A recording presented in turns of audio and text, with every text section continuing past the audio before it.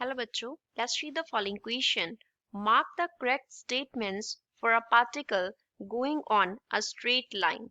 एक straight line पे एक particle जा रहा है, उसके motion के regarding correct statement कौन सी है? A. If the velocity and acceleration have opposite sign, the object is slowing down. अगर velocity and acceleration का opposite sign हुआ, that means जो object है वो slow down हो रहा है. B. If the position and velocity have opposite sign, अगर position and velocity के sign opposite हुए, the particle is moving towards the origin. Particle origin की तरफ move कर रहा है. C. If the velocity is zero at an instant, the acceleration should also be zero at that instant. अगर किसी instant पे velocity zero हुआ तो वहाँ पे acceleration क्या होगा? That will also be equals to zero. D.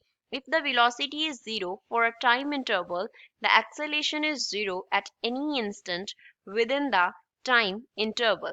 अगर किसी time interval के लिए velocity zero हुआ तो उस time interval के within किसी भी instant पे अगर हम acceleration देखेंगे तो वो zero होगा. First of all, we will talk about the key concept used in the question. इस question में क्या key concept use हो रहा है?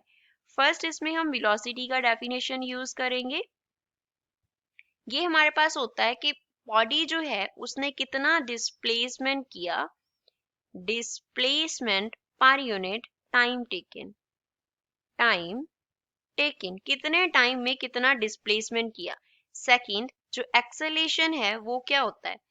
Acceleration represents rate of change of velocity, rate of change of velocity, time के साथ velocity कितना change कर रहा है, दैट इज एक्सेलेरेशन. अब फर्स्ट वेलोसिटी एंड एक्सेलेरेशन का ऑपोजिट साइन है तो ऑब्जेक्ट जो है वो स्लो डाउन हो रहा है.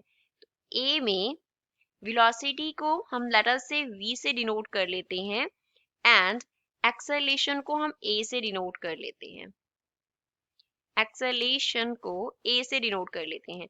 अब इनका ऑपोजिट साइन है, मींस अगर वेलोसिटी हमारे पास क्या है, पॉजिटिव है, तो जो एक्सेलेरेशन है वो हमारे पास क्या है, नेगेटिव है. अब एक्सेलेरेशन क्या है, rate of change of velocity, तो dv/dt लिखेंगे और we can write a is equals to v2 minus v1 means final minus initial कर देंगे अपॉन t2 माइनस t1. अब यहाँ पे v2 जो है वो फाइनल वैल्यू को डिनोट करता है, फाइनल वेलोसिटी, एंड जो v1 है v1 इनिशियल वेलोसिटी को डिनोट करता है. इसी तरीके से t2 final time and t1 जो है वो इनिशियल टाइम हो गया. अब वेलोसिटी पॉजिटिव है, एक्सेलेरेशन नेगेटिव है. एक्सेलेरेशन जो है वो नेगेटिव कब होगा, it will be negative if v2 जो होगा वो क्या होगा, v1 से लेस होगा, विच मीन्स जो फाइनल वेलोसिटी है वो क्या होगी, इनिशियल से कम होगी.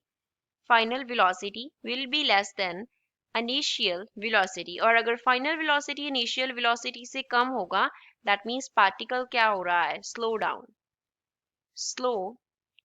दैट मीन्स जो ए स्टेटमेंट हमें दिया गया है वो करेक्ट स्टेटमेंट है. B, if position and velocity have opposite sign, the particle is moving towards the origin. B में हमें दिया है अगर position and velocity का जो sign है वो opposite होगा, let us say position को हम x से denote कर रहे हैं and velocity को हमने v से denote किया था, इनका क्या है, opposite sign है.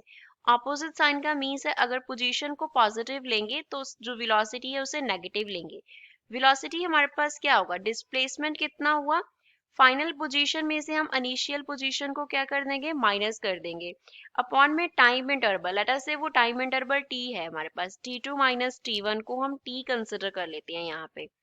अब x को हम पॉजिटिव ले रहे हैं, पोजीशन का जो साइन है उसे हमने क्या ले लिया, पॉजिटिव ले लिया, एंड v को हम क्या ले लेते हैं, negative.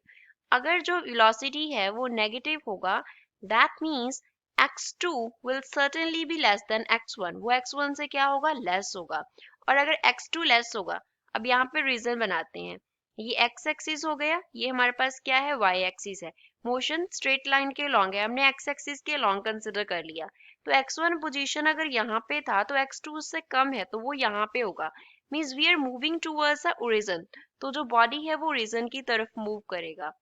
Body moves toward origin, तो बॉडी किस तरफ मूव कर रहा है, ओरिजिन ओ की तरफ मूव कर रहा है, विच मीन्स जो वी स्टेटमेंट है वो करेक्ट है. सी, If velocity is 0 at an instant, the acceleration should be 0 at that instant. C में क्या दिया है? If v is equals to 0 at any instant, अगर किसी भी इंस्टेंट पे किसी भी टाइम पे velocity 0 होगा तो एक्सेलेरेशन क्या होना चाहिए? 0 होना चाहिए. अब अगेन एक्सेलेरेशन के डेफिनेशन से हमने इसे v2 minus v1 upon t लिख लिया. t2 माइनस t1 क्या है? t है.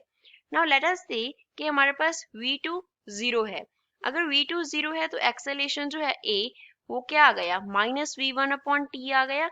यहाँ पे हम कंसिडर कर रहे हैं that v1 is not equals to 0, और we can consider v1 is equals to 0, but इस केस में हम कंसिडर कर सकते हैं that v2 not equals to 0.